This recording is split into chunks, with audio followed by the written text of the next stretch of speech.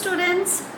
So yesterday we have discussed about the Rowlett's law for the solutions containing the volatile liquids and the solutions containing a volatile liquid and the non-volatile solids. Today let us proceed further with something more about the solutions. Alright. So suppose if you are having a solution and the solution is made from two liquids and both these liquids are miscible into each other. So that is liquid A plus liquid B,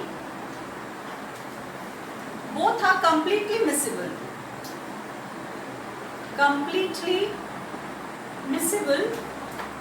So it will give rise to a solution which will be homogeneous. This solution will be homogeneous in one phase.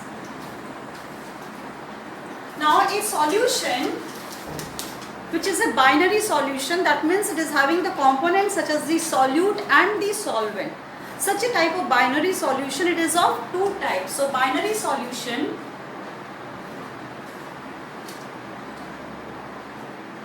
it is of two types. That is first ideal solution and the second one is the non-ideal solution. Now ideal solutions are those solutions which are completely miscible into each other. That is the solutions which are having the liquids which are completely miscible into each other and they obey the Rowlett's law at all concentrations and at all temperatures. So we can say solutions which are completely miscible. We can write down solution. There are those solutions in which the solvents are completely miscible. Solvents are miscible, or we can say completely miscible, and they obey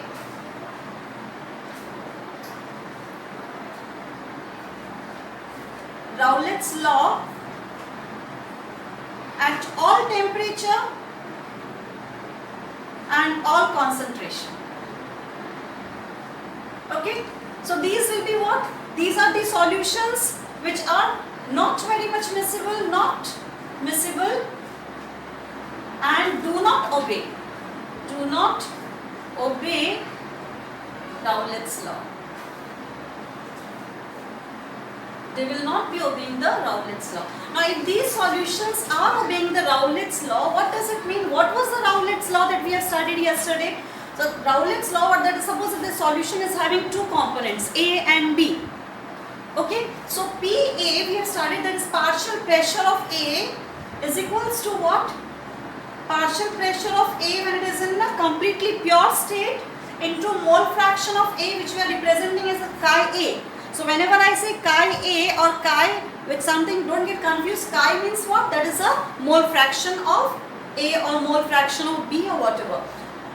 And partial pressure of B will be what? Is equals to P0B when the component is in the, that is the pressure of B when it is in the pure state, and the mole fraction of B, that is chi B. So this is what was the Rowlett's law.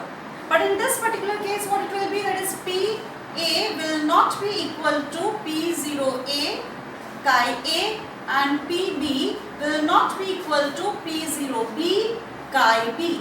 This will be the non-ideal solution. So what we will be doing, first of all, we will be studying the ideal solution in detail. If we know the ideal solution in detail, if you know this, if you understand this very clearly, the non-ideal solution, it will be easier for you to understand, because whatever points that we will be studying in ideal solution, just the opposite points are there for the non-ideal solution. So we will be first studying about the ideal solutions. So here for the ideal solution there are various conditions required for the formation of ideal solution. Let's see what are those conditions required for the formation of the ideal solution. So conditions for ideal solutions. Let us see. First of all, the first condition, that is their structures should be same.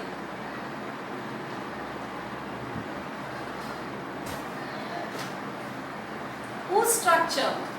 The liquids, that means the solvents. The solvents, suppose two solvents are there, solvent A and solvent B. So both these solvents, that is A and B, their structure should be nearly same. Not too much of difference, but their structure should be nearly same. Then their polarity must be same.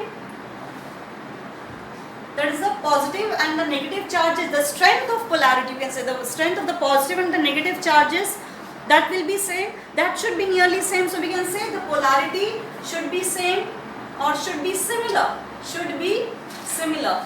We can use the word similar over here. So here also this structure should be similar.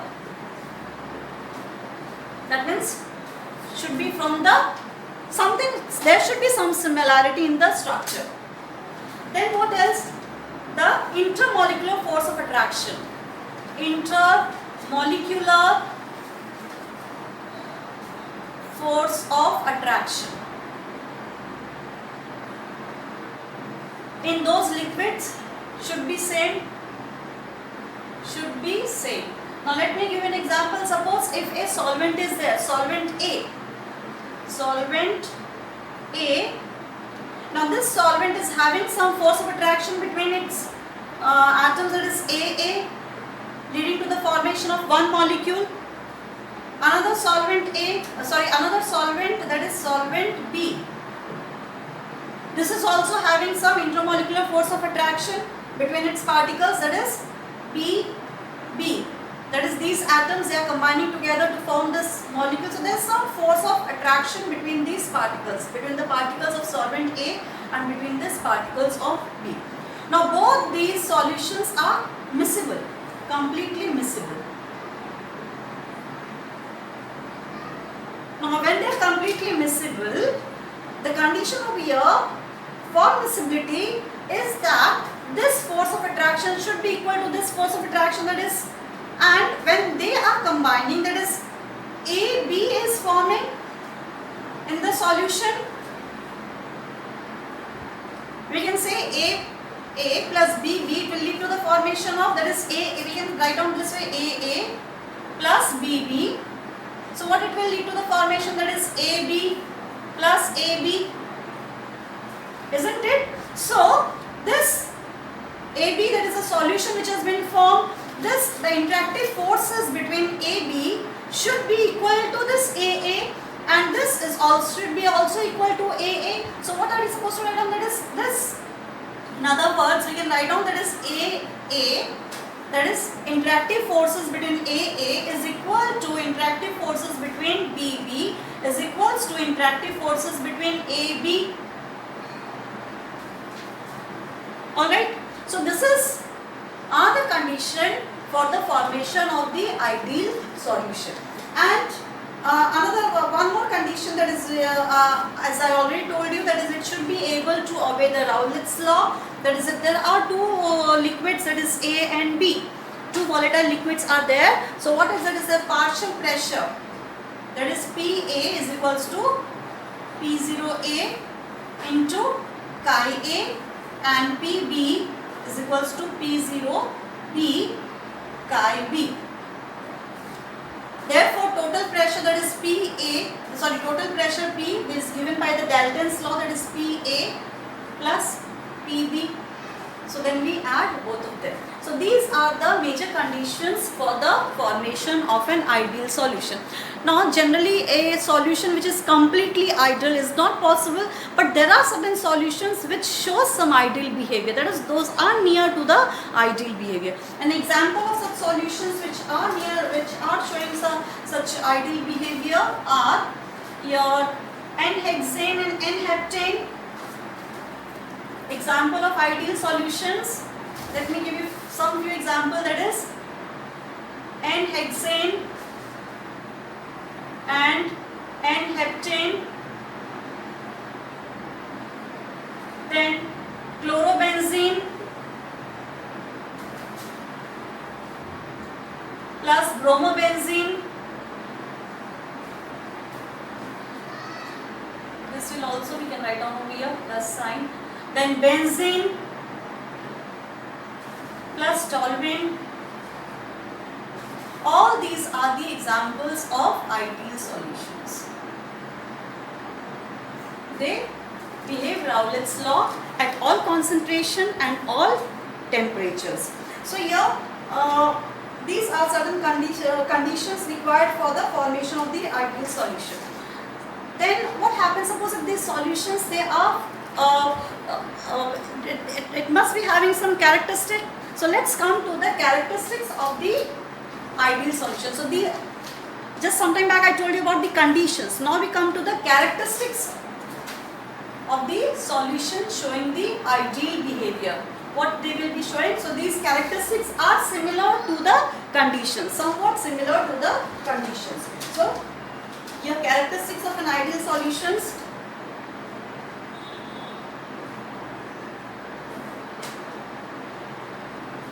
Of ideal solutions.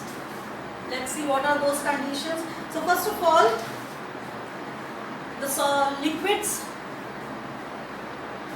or the solutions showing liquids or the solutions which behave as ideal solution should obey, the first characteristic, very important, should obey Rowlett's law. So when I am saying it should obey Rowlett's law, that's so again the same thing, that is PA is equals to PA0 chi A and PB is equals to PB0 chi B. So this is what means, suppose if this is a container containing let's see, assume these particles, that is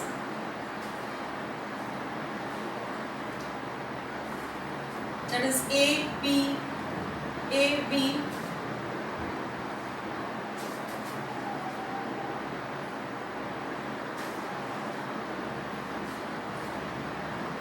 these particles should be completely miscible into each other.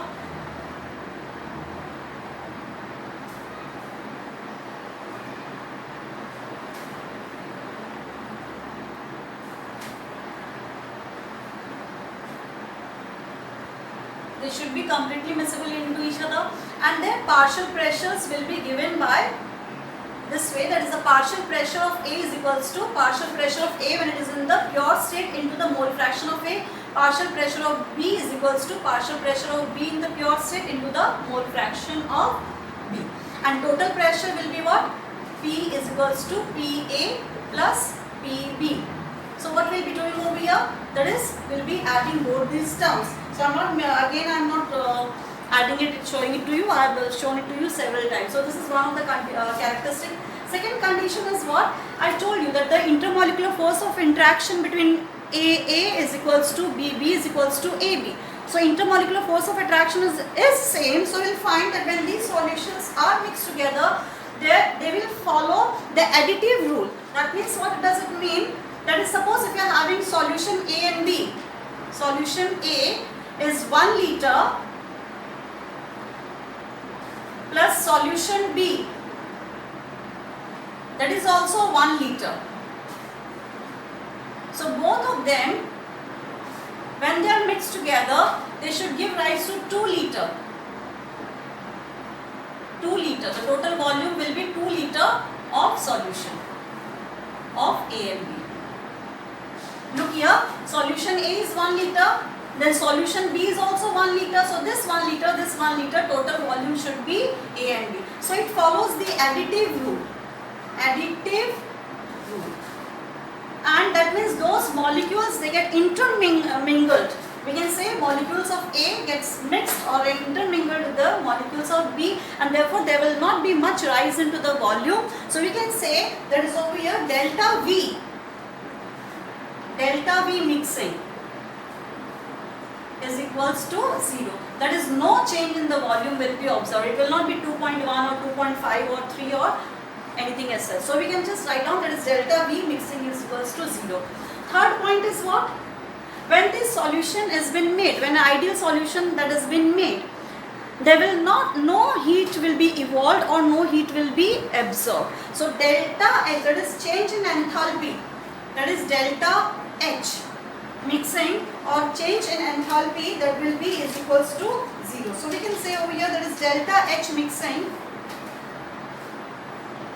is equals to 0 because no heat is evolved or absorbed. Now why no heat is evolved or absorbed? Think of it. Why no heat is evolved or absorbed when these liquids have been mixed together? No heat is evolved or absorbed. Why? Because the intermolecular forces of interaction between those liquids are same. So when these intermolecular forces of interaction is same, obviously no heat will be evolved or absorbed. So we can say that delta mixing, that is change in enthalpy, will be 0. No considerable change in the heat will take place. So we can write down that is delta H mixing is going to be 0. So these are the major characteristics of the solution showing the ideal behavior. So first of all, liquid solution should behave as which behave as ideal solution. Ideal solution should obey Raoult's law. Second is what? That is they follow the additive rule. That is delta V mixing is equals to 0. Then third characteristic is what? That is delta H mixing is equals to 0. That is no heat will be evolved or absorbed. Now, so let us take one example of a solution having the two liquids A and B, and let us have a graphical representation. So first I'll write down the equations and I'll just show you the graphical representation of these liquids. So let me first write it down. The equations for these liquids.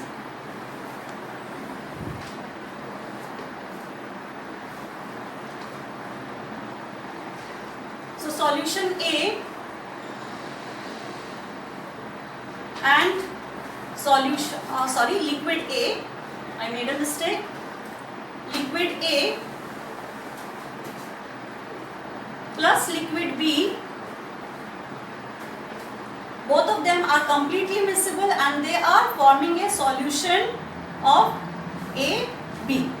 Now look here, what will happen? We'll first look into the partial pressure. This is a container, it is having both the particles, that is A and B. So A, B in this way. So they will be exerting some partial pressure. So look here, that is partial pressure of A will be equal to what? That is P chi of A, P0A, and P of B, partial pressure of B will be chi of B, P0B, and the total pressure, that is P, which is given by Dalton's law, will be what? PA plus PB. So that will be what? Chi of A, P0A plus chi of B, P0B. So here what will be? Look here, that is chi A. We have already explained to you, that is the total mole fraction is always equal to 1. So chi A plus chi B is equals to 1. Therefore chi A is equals to 1 minus chi B. So we'll substitute this into this. So we get over here, that is 1 minus chi B, 1 minus chi B into P0A plus chi B, P0B. So this will be what? P0B minus P0A into chi B plus P0A. After you solve this, so this represents what? This represents the equation, that is y is equals to mx plus c, which is a straight line, isn't it? So if this is a straight line, let us see the graphical representation of this equation. So let me draw it and let me show you the graphical representation.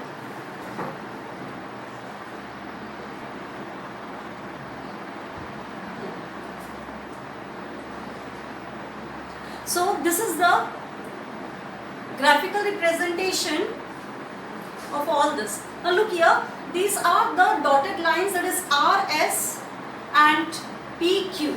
Now this dotted line, that is RS over here, it represents this equation over here. That is PA is equals to chi A, P0A. Now that means what? It represents the vapor pressure at different mole fractions. So you can see over here that is at this mole fraction of A at this particular point, that is at 1, and over here it has been shown as 0. So this mole fraction is increasing in this direction, and for B the mole fraction is increasing in this direction. So here it is 0 and over here it is maximum, that is the mole fraction of B is 1 over here. So let us consider this point over here. So this point over here, that is at S, we are finding that the mole fraction is 0 over here for A and it is increasing in this direction. So this mole fraction over here, and as the mole fraction is increasing, the partial pressure is also increasing, and the partial pressure is maximum when it is in the completely pure state, that is at P0A. So here the vapor pressure, the partial pressure or the vapor pressure over here is maximum at this particular point, and it represents this particular equation. Then this line, that is over here PQ, this represents this equation, second equation over here. Now what does this line represents? It represents the vapor pressure as the along the different mole fractions, along the different values of the mole fraction, and we'll find this vapor pressure is maximum over here, because the value of, that is the mole fraction of B is 0 over here, and the mole fraction is maximum at this particular point over here. So when it is maximum over here, the value of vapor pressure is also maximum over here. Alright, and so this represents this second equation, and this line over here, that is RQ, it represents what? The total of this, that is P is equals to PA plus PB. And from this equation, or from this graph, you will come to know that the solvent B is more volatile. You just look at it, you find that the vapor pressure of this B is more and vapor pressure of A is less. So obviously our solvent B is more volatile as compared to A. So from this graph, now this is basically the graph where, once again I repeat, it is a graph of vapor pressure plotted against the mole fraction. Vapor pressure has been plotted against the mole fraction. So here, that is mole fraction of A is equals to 1, and at this particular point mole fraction of A is 0. So mole fraction of A is increasing in this direction. It's increasing in this direction. And mole fraction of B at this particular point, that is at S, is 1, and at the mole fraction of B at P is 0. So mole fraction of B is increasing in this direction. So if we take this point over here and we join this line over here, that is mole fraction of A is increasing in this direction, as I told you. So mole fraction of A is increasing, and as the mole fraction is increasing, we'll find it is a straight line. The partial pressure of A is also increasing. So the partial pressure is maximum at this particular point over here, when the component is in the extremely pure state, that is P0A. The maximum partial pressure is this particular point. Same thing, so this represents this particular equation over here.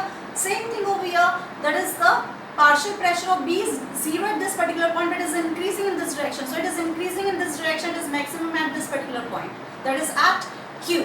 When the component is extremely in the pure state, the partial pressure is P0 B over here, which is the maximum partial pressure when the mole fraction is B over here. That is when the mole fraction of B is 1. So when the mole fraction, because it is in the the mole fraction is, when it is, we say that is 1, so that means the component is extremely pure.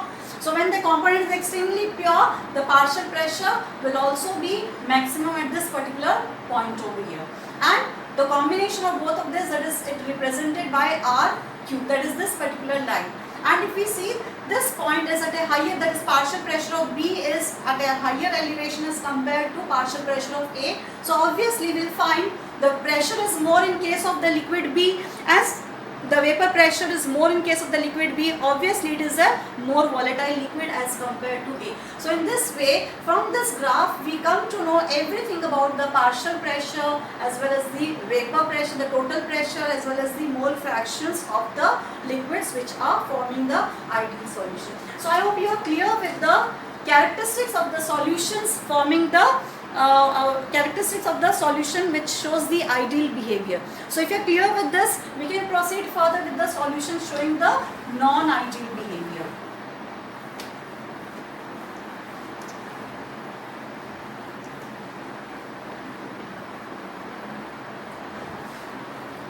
So solution showing non-ideal behavior.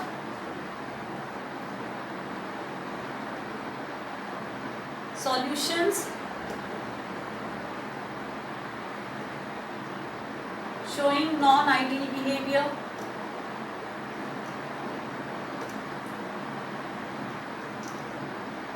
So first of all, what it will be, that is two solutions such that when the solutions are show the non-ideal behavior.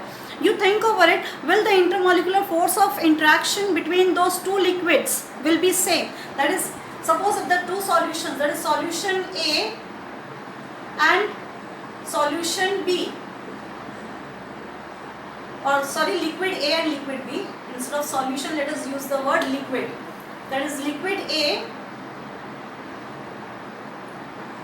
plus liquid B.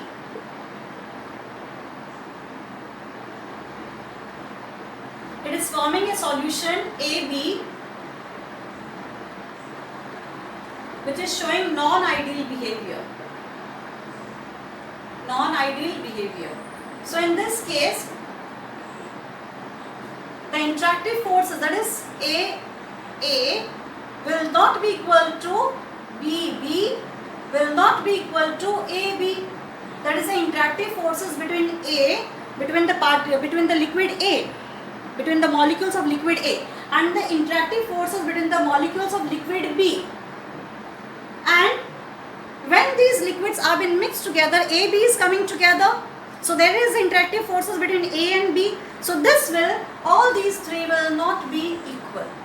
Now if all these three are not equal, you think over it, will those liquids be completely miscible? It's quite obvious. The miscibility will be less as compared to the ideal solutions over here. They will either be non-miscible, they will not be immiscible, or the miscibility will be less as compared to the ideal solution. So this is one thing about the solution showing non-ideal behavior. What is the next thing, next important thing? That is, in case of the ideal solution, we have studied about the Raoult's law, that is they obey the Raoult's law. So these solutions will not obey Raoult's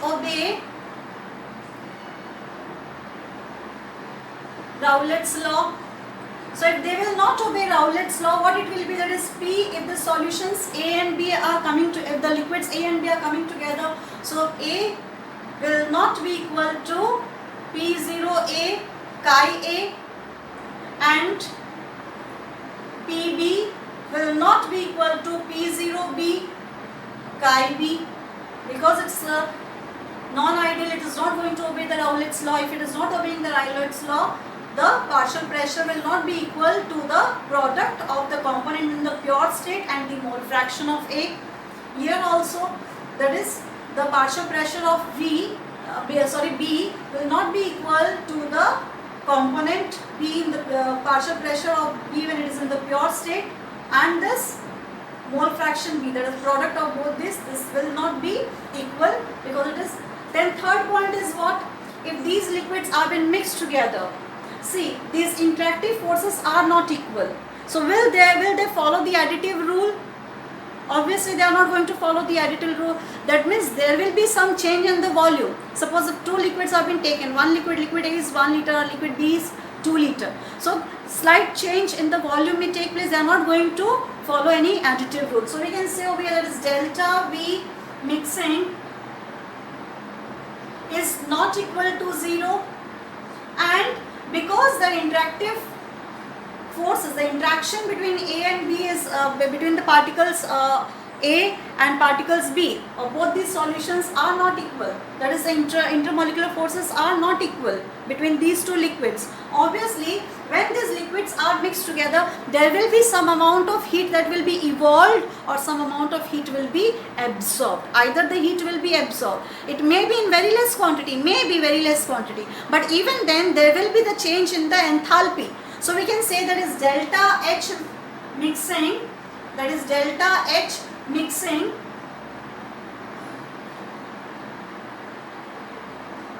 is not equal to 0, and the reason for this, both these points, is what? That is the interactive